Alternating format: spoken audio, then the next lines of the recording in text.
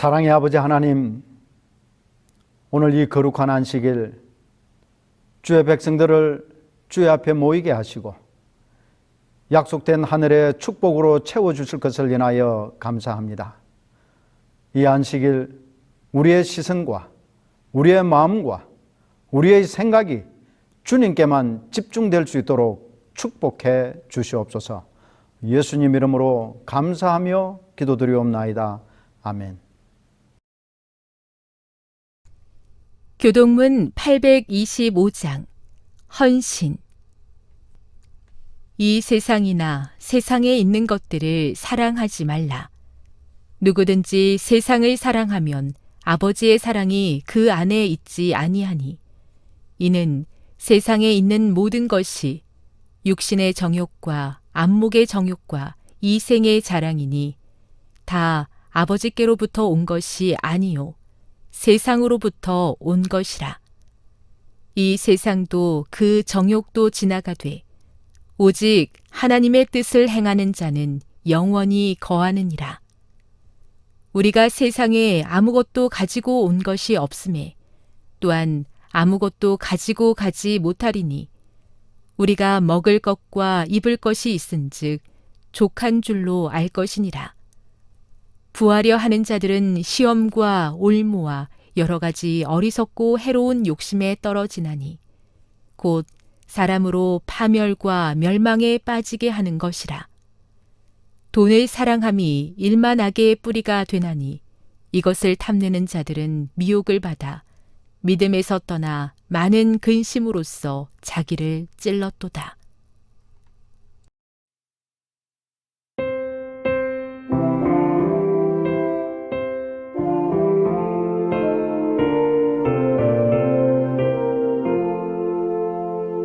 다 기뻐하여라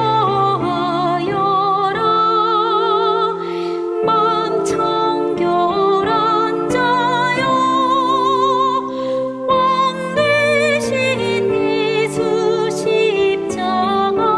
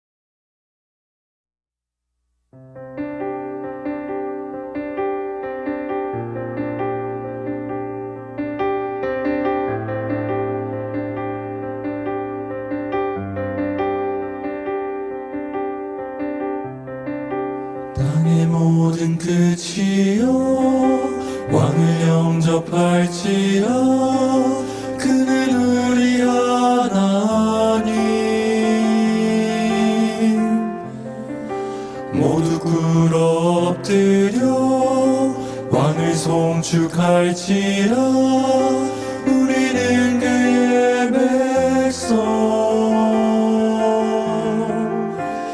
예수 세상의 구주 그가 다스리신다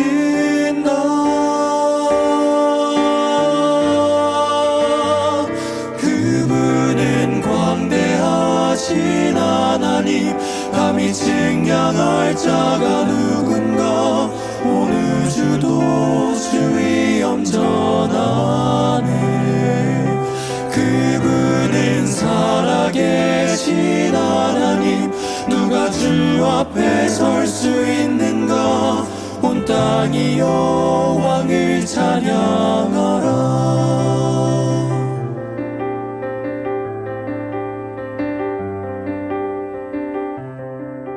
땅의 모든 끝이여 왕을 영접할지라 그는 우리 하나님 모두 꿇어 엎드려 왕을 송축할지라 우리는 그의 백성 예수 세상의 구주 그가 다스리신다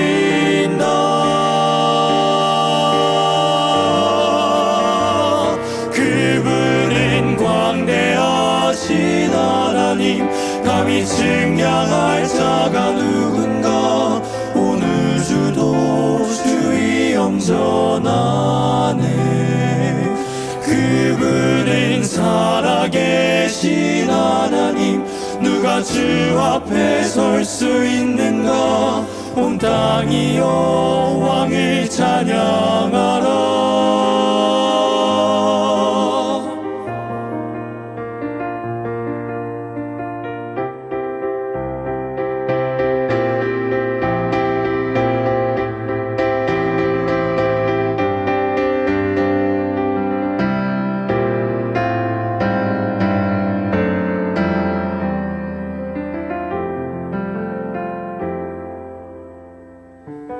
예수 세상의 구주 그가 다스리신다 예수 세상의 구주 그가 다스리신다 예수 세상의 구주 그가 다스리신다 예수 세상의 구주 그가 다스리신다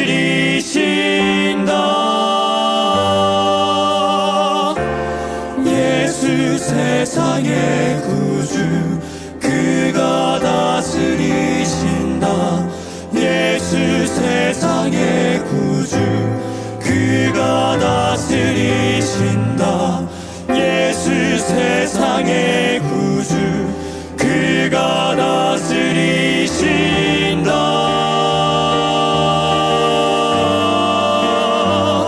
예수는 광대하신 하나님 감히 측량할 자가 누군가 온 우주도 주의 엄전하네 그분은 살아계신 하나님 누가 주 앞에 설 수 있는가 온 땅이 여호와를 찬양하라 온 땅이 여호와를 찬양하라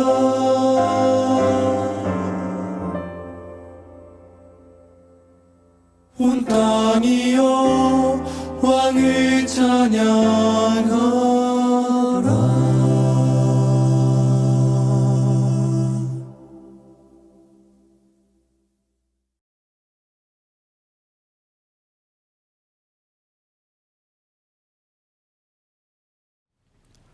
성도 여러분, 안녕하십니까?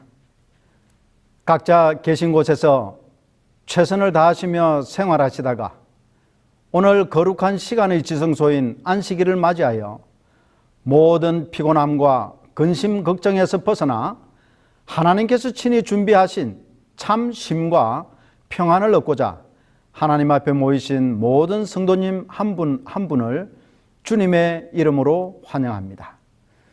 하나님의 안식 속에서 평안한 쉼을 얻고 하늘의 새 힘으로 충만하심을 얻기를 또한 기도하는 바입니다. 여러분이 2004년에 있었던 아테네 올림픽을 혹시 기억하시는지 모르겠습니다. 이 아테네 올림픽에서 한국은 금메달 9개, 은메달 12개, 동메달 9개, 합계 30개의 메달을 획득하여 참가국 210나라 중 9위를 차지했습니다. 그런데 아테네 올림픽에서 가장 인상적이고 온 국민을 흥분시킨 종목은 다름 아닌 여자 핸드볼 결승전이었습니다. 그때가 2004년 8월 29일입니다. 대한민국과 덴마크가 맞붙은 결승전에서 신장과 체력에서 열세에 있던 한국은 전후반을 25대 22로 비겨 연장전에 들어갔습니다. 두 차례의 연장전 역시 34대 34로 비겼어요. 이제 마지막으로 5명의 선수가 승부 던지기에서 정말 아쉽게 2대 4로 져 은메달에 만족해야 했습니다. 눈물과 허탈함에 한국 선수들은 바닥에 드러누워 일어나지를 못했습니다. 물론 안타깝고 아쉬움에서도 그렇겠지만은 사실은 체력적으로 바닥이 났었습니다. 이 시합은 전 세계적으로 굉장히 크게 보도되고 아테네 올림픽 최고의 명승부로 꼽혔습니다. 그도 그럴 것이 그 당시 한국 선수들의 나이가 대부분 30대였었고 또 몇몇은 아이들의 엄마이기도 했었습니다. 이 최고의 경기력을 보여주었던 이들의 투혼이 너무도 드라마틱했기에 2008년에 우리 생애 최고의 순간이라는 영화, 일명 우리 우생순이라고 하죠. 이 영화가 제작되어 흥행에서도 큰 성공을 거두었습니다. 30대의 나이에 열악한 훈련 환경과 빈약한 지원 등에도 불구하고 세계 최고의 팀인 덴마크를 맞아 무려 동점만 19번을 기록하는 박빙의 경기력을 선보이는 것으로 세계의 이목을 집중시켰습니다. 우승에 대한 감독과 코칭 스태프 그리고 선수들의 간절함이 비록 우승 바로 문 앞에서 멈췄지만 준우승의 영광과 함께 아테네 올림픽 최고의 명성부를 만들어내었던 것입니다. 이들이 귀국할 때 인터뷰에서 그렇게 열심히 노력했던 투혼의 비결이 무엇이었느냐라는 질문에 그들은 한결같이 바로 우승에 대한 간절함 때문이었다고 합니다. 요즘 우리 TV를 보면 예능 프로그램을 장식하는 사람들이 있습니다. 그것이 음악 프로그램이든지 라디오 토크쇼든지 아니면 기타 광고라든지 전방위적으로 등장하는 사람들이 있어요. 그리고 그 사람들만 출연하면 시청료가 껑충 뛰어올라 인기를 구가하고 있습니다. 그들이 누군고 하니 바로 코로나19로 인해서 일상생활이 거의 중단되고 대면 접촉이 극도로 제한되었던 때에 한 종편 방송에서 방영된 가수 오디션 프로그램이었던 내일은 미스터 트롯 결선에 오른 7명의 트롯 가수들이었습니다. 이 프로그램으로 인해 우리나라 트롯의 역사를 바꾸어 놓았다고 할 수 있을 만큼 인기가 있었습니다. 이 프로그램의 결승에 진출했던 7명의 가수들은 모두 각각의 가슴 아픈 사연들을 가지고 있었지만 그 중에 가장 나이가 많고 트롯계의 BTS로 불리우는 장민호 씨만큼 사연 많은 사람도 없었던 것 같았습니다. 그는 22년 동안 가수로서의 무명 생활을 거치고 수영 강사를 하기도 하고 CF 모델 등등 안 해본 일이 없었다고 했습니다. 그랬던 그가 내일은 미스터 트롯이라는 이 오디션 프로그램의 지원자로 출연하면서 소감을 밝혔습니다. 그가 그 나이 많은 늦은 나이에 이 프로그램에 출연한 이유는 그가 말하기를 간절함, 그거 하나입니다 라고 말했습니다. 그렇기 때문에 그가 부른 노래에는 간절함이 절절히 배어 있어 듣는 사람들 그리고 특히 심사단의 마음을 크게 움직였다고 합니다. 간절하다라는 단어의 사전적 정의는 정성이나 마음 씀씀이가 더 없이 정성스럽고 지극하다 또는 마음속에서 우러나와 바라는 정도가 매우 절실하다라고 나와 있습니다. 여러분은 살아가면서 간절함을 가져본 적이 있습니까? 어떤 일을 하면서 정말 간절한 마음을 가지고 해본 경험이 있으신지 모르겠습니다. 사람들은 흔히 어떤 피할 수 없는 위험하고 막다른 길을 마주하게 될 때 평상시에는 할 수 없는 용기와 힘과 능력을 발휘하는 경우를 볼 수 있습니다. 그리고 무언가 부족하고 결핍된 상황에서 놀라운 능력을 발휘하여 그 위기를 벗어나는 것을 또한 볼 수 있습니다. 무언가 우리가 꿈꾸고 목표로 하는 것을 이루기 위해 굉장한 이 보통 상황에서는 할 수 없는 엄청난 노력을 하여 꿈과 목표를 이루는 사람들을 우리 주변에서 또한 볼 수 있습니다. 제가 서두에서 언급한 한국 여자 핸드볼 선수들이나 22년 동안 무명 가수로서 서름을 견디고 이겨냈던 장민호 씨 같은 경우도 이런 간절함이 있었기 때문에 그처럼 대단한 성과를 거둘 수 있었습니다. 한국 최초의 메이저리그 투수로서 그 이름을 떨쳤던 박찬호도 참으로 어렵고 힘든 시간을 보냈습니다. 우리가 상상할 수 없는 여러 어려움들을 겪었지만 그는 결국 엄청난 성공을 이루었습니다. 그런 그가 남긴 유명한 말이 있는데 이와 같습니다. 꿈과 성공을 이루는데 간절함의 중요성은 수십 번을 강조해도 부족하다. 아무리 원대한 꿈을 꾸고 장밋빛 미래를 계획하지만 그 꿈을 이루겠다는 간절함이 없으면 그냥 단순한 소망에 불과합니다.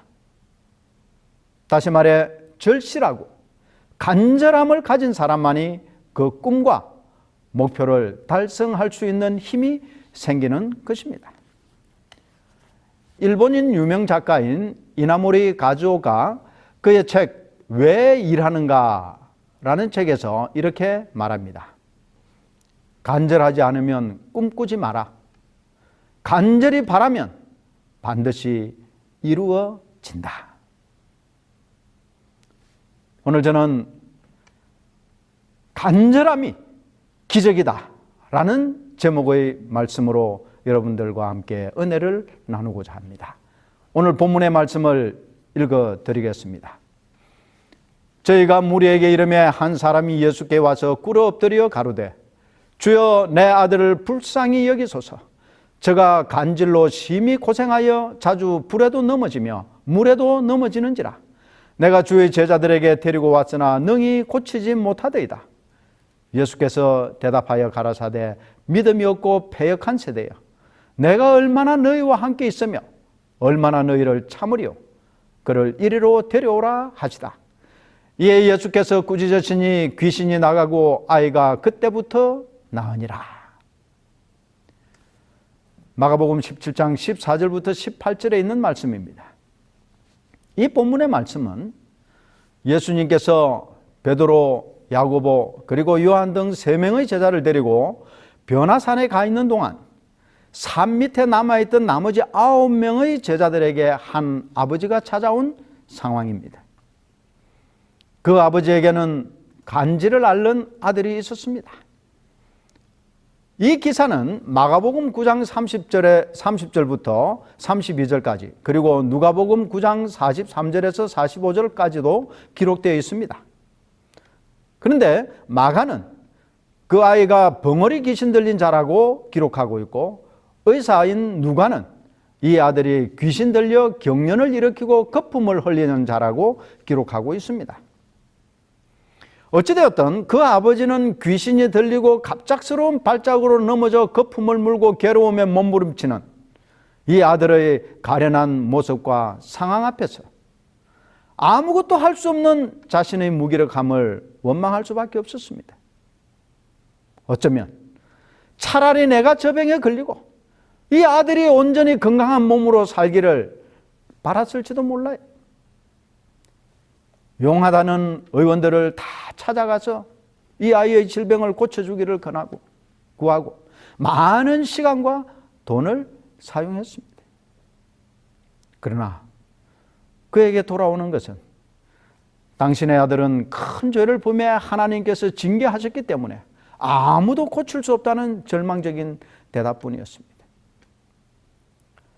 그렇게 절망 속에 있던 그가 예수라는 분이 고치지 못할 질병이 없고 심지어 죽은 자도 살린다는 소식을 듣게 되었습니다. 잠시도 지체할 수 없었습니다. 이 아버지는 급히 아들을 데리고 예수님께서 계신다는 곳으로 갔지만 예수님은 계시지 않고 제자들만 있었습니다. 물에 빠진 사람이 지푸라기라도 잡는 간절한 심정으로 그 아버지는 제자들에게 자신의 아들을 고쳐달라고 간청했습니다. 이 뜻밖의 상황을 맞이한 제자들은 일순간 당황했습니다.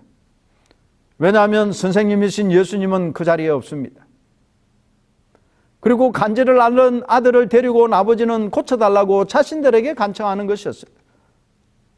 그들 주위에는 과연 어떤 일이 일어날까 기대하면서 둘러선 많은 무리들이 있었습니다. 제자들은 얼마 전에 예수님께서 둘씩 짝을 지어 갈릴리 온 지방에 복음을 전하게 하셨을 때에 예수님의 이름으로 귀신 들린 자들을 고치고 악령을 내쫓을 권세를 받았었습니다. 그들이 예수님께 이러한 권세를 가지고 믿음을 가지고 악령이 떠나도록 명령했을 때 악령은 그들의 말에 순종했었습니다.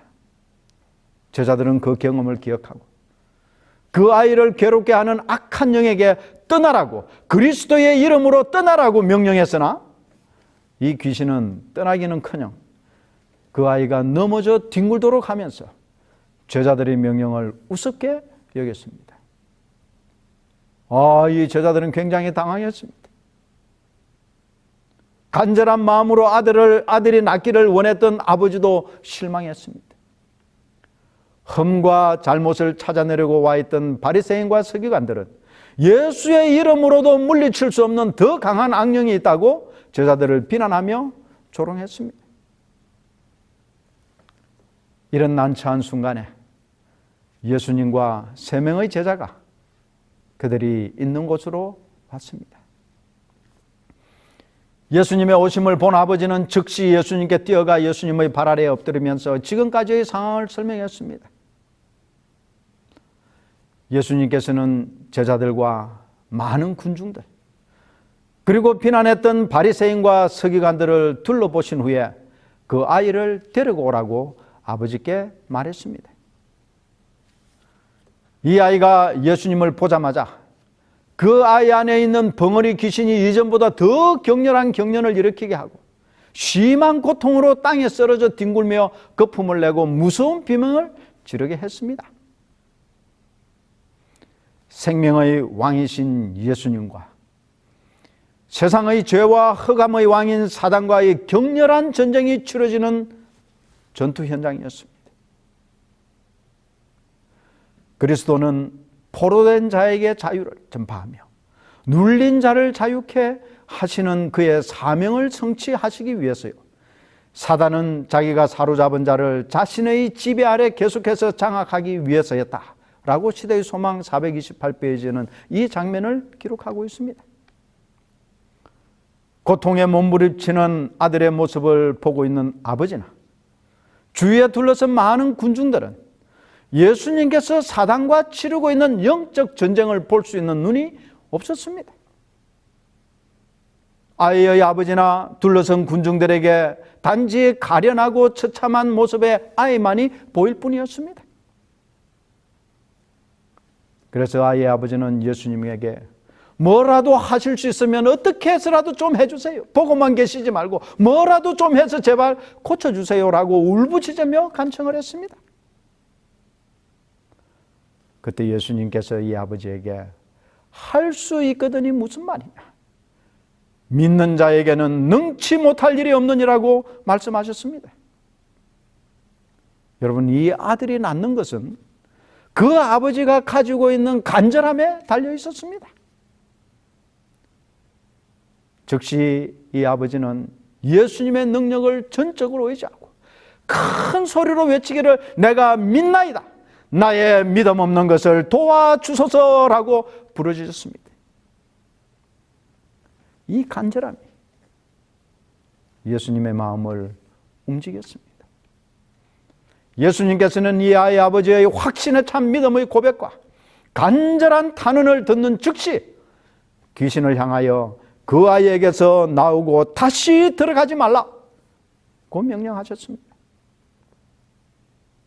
그러자 예수님의 말씀이 떨어지자마자 악령이 그 아이에게서 나가고 그 아이는 온전한 나음을 입었습니다. 아버지의 간절함이 그 아들을 낳게 했습니다. 여러분은 혹시 어떤 간절함을 가지고 있습니까? 좋은 직장을 얻기를 원하고 있습니까? 정말 돈 걱정하지 않고 지낼 만큼의 재정적 여유를 간절히 원하고 있습니까? 아니면 아주 장소가 좋은 역세권 아파트가 당첨되기를 간절히 원하고 있으신지, 아니면 건강하게 지낼 수 있는 건강에 대한 간절함이 있습니까? 자녀들이 성공하고 좋은 직장 다니고 이름 있는 그러한 학교를 졸업하고 학위를 얻는 그러한 간절함을 가지고 있습니까? 이러한 것들은 하나님을 알지 못하는 세상 사람들이 보편적으로 가지고 있는 간절함입니다.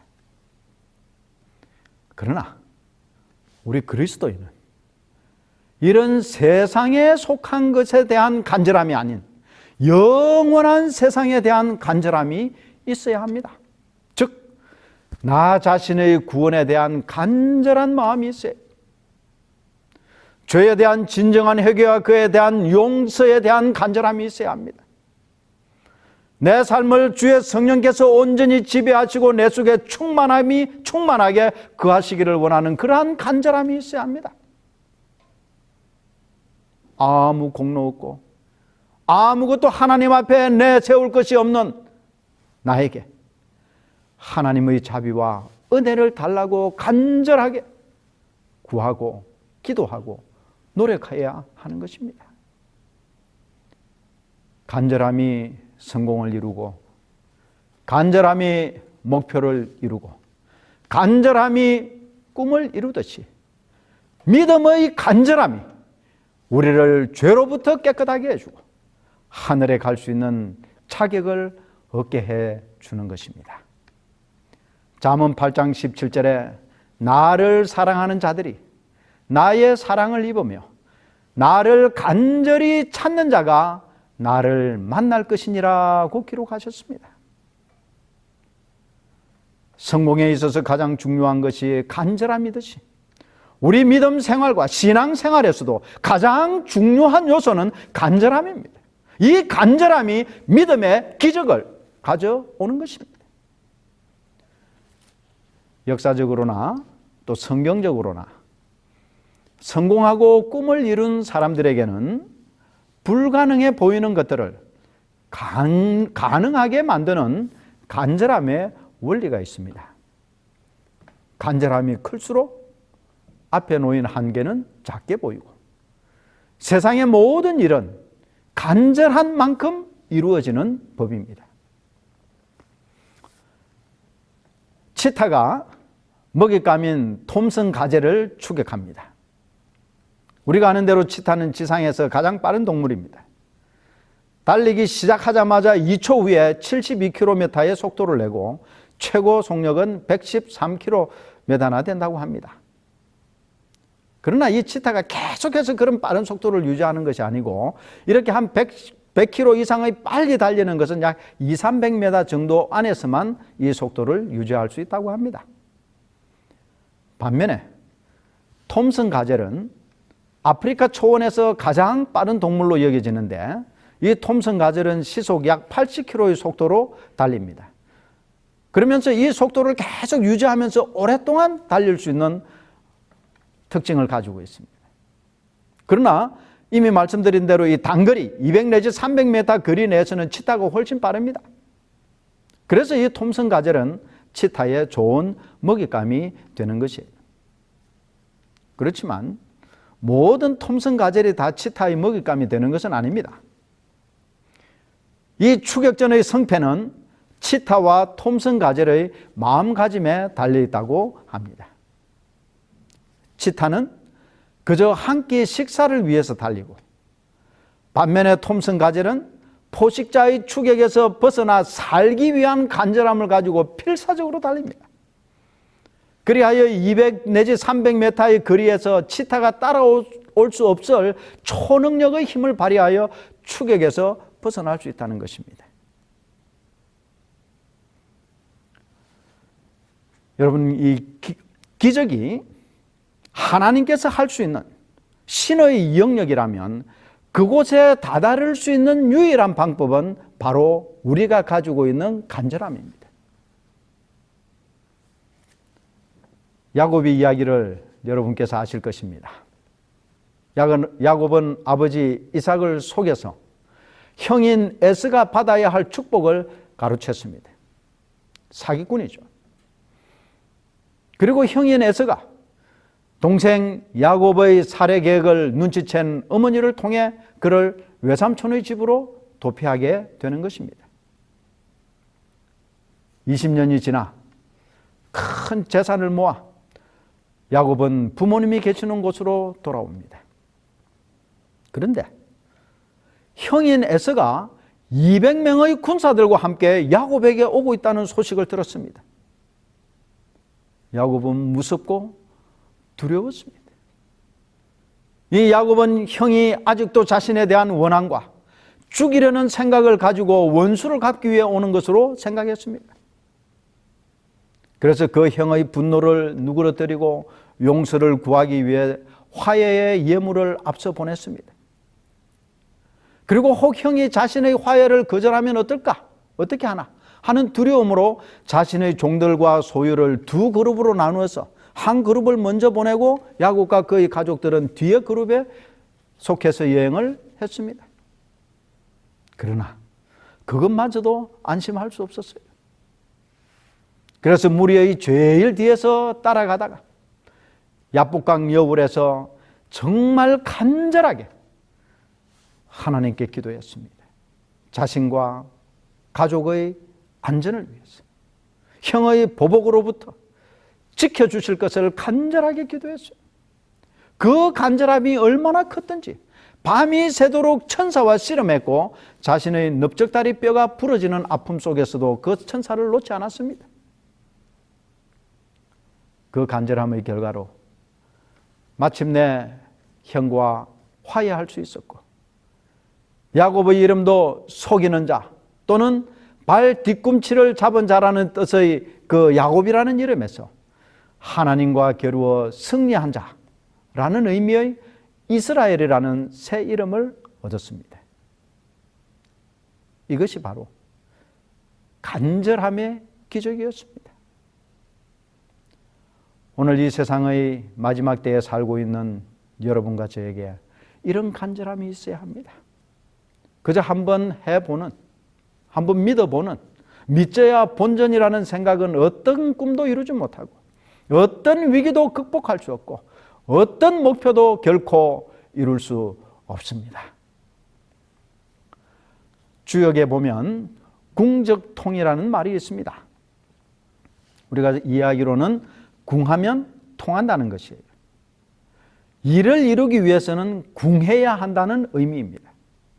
여기에서 이 궁의 의미는 바로 최선을 다하는, 즉 간절함이라는 의미예요. 모든 것은 간절함의 차이입니다. 이 간절함이야말로 성공의 씨앗이고 기적을 이루는 원천이 되는 것입니다. 여러분, 간절함을 가진 사람은 첫째, 해야 할 일을 뒤로 미루지 않습니다. 여러분, 이 나중으로 미루는 일은 간절한 일이 아니에요. 간절한 일은 정말 내일이나 다음이 있을 수 없습니다. 간절함의 두 번째는 간절하면 뒤로 물러서지 않는 것입니다. 그것이 아무리 어렵고 불가능해 보여도 시도하는 것이에요. 우리가 물러설 때가 있다. 그런 것은 간절한 일이 아니에요. 적당한 선에서 포기하는 것은 간절하지 않기 때문에 그런 것입니다. 세 번째, 간절하면 몰입하게 되어 있습니다. 결코 근성으로 대충 하지 않습니다. 하루 종일 그것에 대해 생각하고 심지어 자면서도 고민하는 거예요. 모든 신경과 관심이 또 그리고 우리의 마음이 그것에 집중되는 것입니다. 이런 간절함을 가지고 하는 일은 반드시 이루어집니다. 일이 이루어지지 않는 것은 그만큼 간절하지 않았다는 것입니다. 우리의 기도에 대한 응답이 이루어지지 않은 것은 우리가 그만큼 간절하게 기도하지 않았다는 것이에요. 귀신 들린 아들을 둔 아버지나 야복강에서 밤이 맞도록 천사와 씨름했던 야곱은 간절함이 있었기 때문에 기적을 경험했습니다. 오늘 나에게 이런 간절함이 있는가? 우리 스스로에게 물어보아야 할 것입니다. 그리고 그 간절함이 있다면 그 간절함은 무엇에 대한 간절함인지도 살펴보아야 합니다.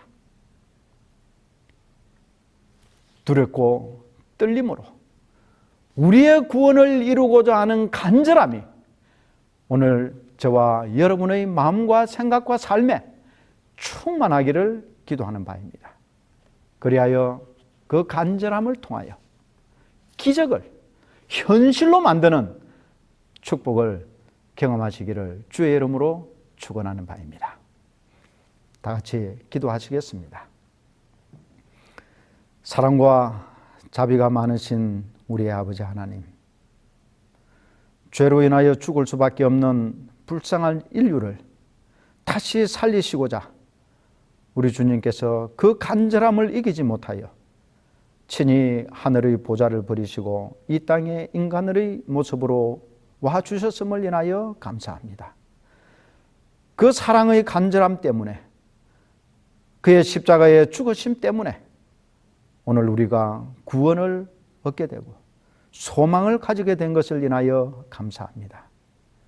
아버지 하나님, 우리도 그러한 간절함, 우리의 구원에 대한 간절함이 있게 하여 주시고 그 나라에 가고자 하는 간절함이 우리 모든 머리 숙인 성도들에게 있도록 축복해 주시옵소서. 그리하여 그 간절함이 놀라운 기적을 이룰 수 있도록, 하나님의 능력이 역사할 수 있도록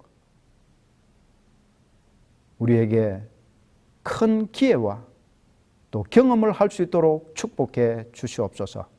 이 간절함으로 다가오는 한 주일을 믿음 안에 살 수 있도록 축복해 주시옵기를 예수님 이름으로 감사하며 간절히 기도드리옵나이다. 아멘.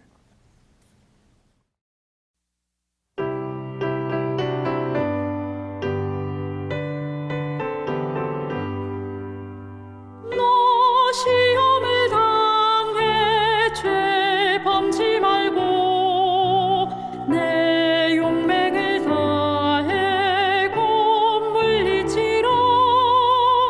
너 이길 때마다 새 힘을 얻고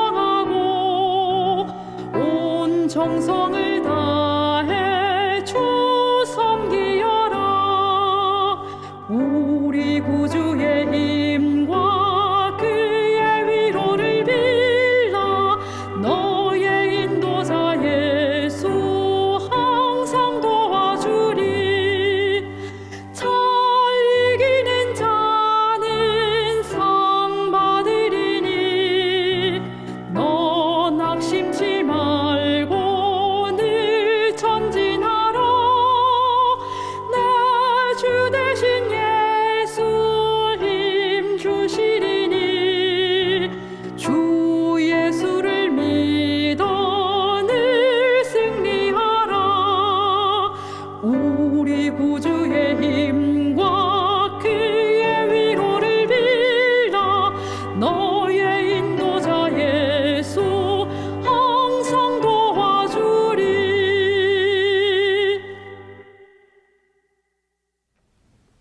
이제는 우리 아버지 하나님의 무한하신 사랑과 예수 그리스도의 극진하신 은혜와 성령 하나님의 교통하심과 위로하심이 우리의 구원에 대한 간절한 열망을 가지고 오늘 주의 앞에 선 모든 백성들 위해 영원토록 함께하여 주시옵기를 간절히 축원하옵나이다.